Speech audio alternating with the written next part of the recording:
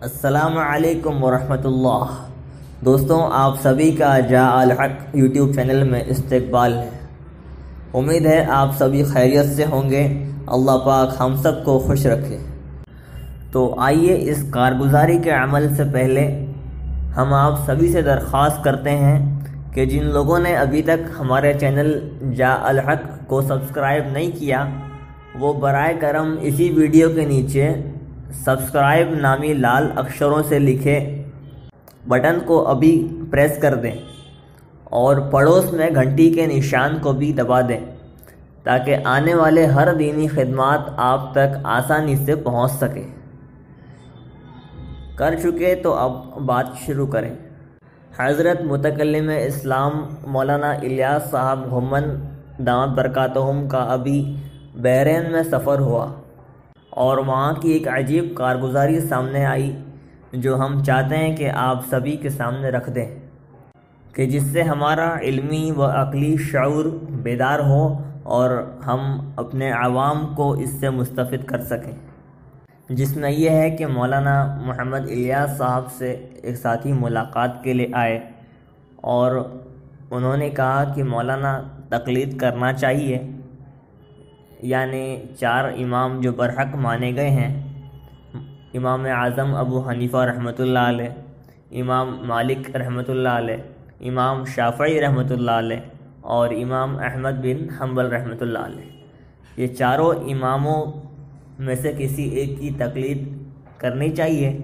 مولانا الیاس گھمن صاحب نے فرمایا کہ آپ بتائیں کرنی چاہیے یا نہیں کرنی چاہیے۔ مولانا نے اس وقت میں ہاں یا نا کا جواب نہیں دیا۔ مصلحت کے تحت مولانا نے ان ساتھی سے پوچھا کہ آپ بتائیں، تو ان صاحب نے کہا کہ جی نہیں کرنی چاہیے۔ مولانا الیاس گھمن صاحب نے پھر پوچھا کہ تقلید کا کیا مطلب ہے، یعنی اس کا مطلب یہ کہ تقلید کیوں نہیں کرنی چاہیے، آپ کیا مطلب سمجھتے ہیں؟ ان صاحب نے کہا کہ تقلید کا مطلب ہے کہ دلیل کے بغیر کسی کی بھی بات کو مان لینا۔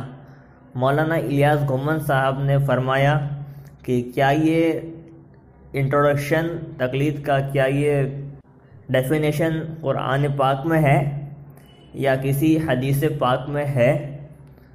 تو وہ صاحب ذرا سوچ میں پڑ گئے۔ انہوں نے کہا کہ جی نہیں، قرآن میں بھی نہیں ہے، حدیث میں بھی نہیں ہے۔ تو مولانا نے فرمایا کہ پھر آپ نے یہ ڈیفینیشن کہاں سے لایا؟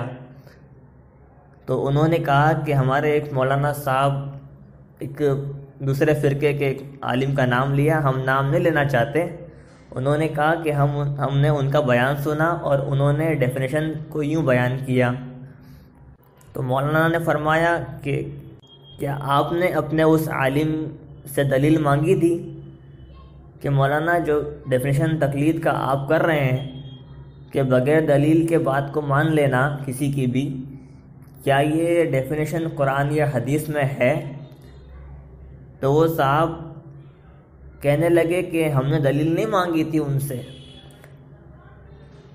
تو مولانا گھمن صاحب نے فرمایا کہ یہی ہے کہ بغیر دلیل کے بات کو مان لینا۔ آپ نے ان سے دلیل نہیں مانگی اور ان کی بات کو مان لیا۔ پھر فرمایا کہ یہی وجہ ہے کہ آپ بغیر دلیل کے کسی کی بھی بات کو مان لیتے ہیں اور اسی کو تقلید سمجھتے ہیں، اور پھر اسی لیے تقلید کو غلط سمجھتے ہیں، تقلید کرتے بھی ہیں اور تقلید کو غلط سمجھتے بھی ہیں۔